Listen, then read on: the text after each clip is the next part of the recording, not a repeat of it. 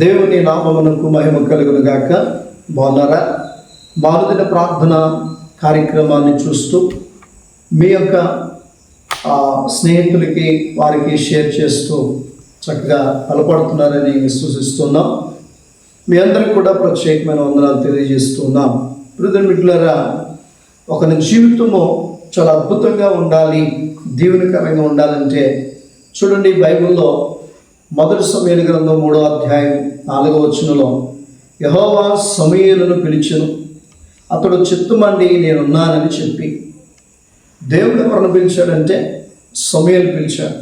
సమూయేలు పిలిచినప్పుడు సమూయేలు దేవుని చేతులలోకి వెళ్ళాడు. దేవుని చేతిలోకి వెళ్ళినటువంటి సమూయేలు తల్లి దూరంగా ఉన్న, తండ్రి దూరంగా ఉన్న ఎలా అయ్యాడు సమూయేలు అంటే ఒక గొప్ప ప్రవక్తగా, రాజును అభిషేకించేవాడిగా, దీవించేవాడిగా అయ్యాడు. ఈరోజు మీరు నేను కూడా గమనిస్తే చూడండి, ఈ యొక్క బలిపీఠను చూసినప్పుడు ఈ బలిపీఠం యొక్క స్థితిని చూస్తే ఈ టేకు చెట్టు నరికి అలాగే పడేస్తాం అనుకోండి, అది అలాగే వానకి ఎండి, వానకి తడిచి, ఎండకి ఎండి అలాగే ఉండేది. కానీ ఈ నరికిన మొద్దును వడ్రంగి ఆయన చేతిలో పెడితే చాలా అద్భుతంగా దీన్ని తీర్చిదిద్దాడు. ఇది ఎండలో ఉండాల్సిన పని లేదు, వానలో ఉండాల్సిన పని లేదు.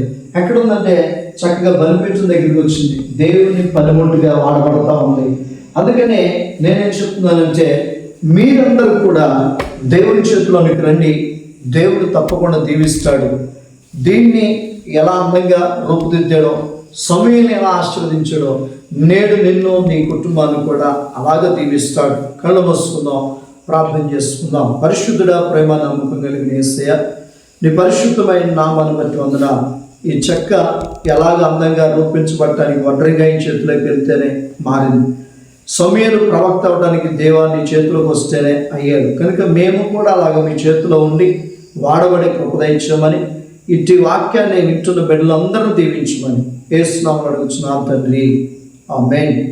అందరికీ వందనాలు. God bless you.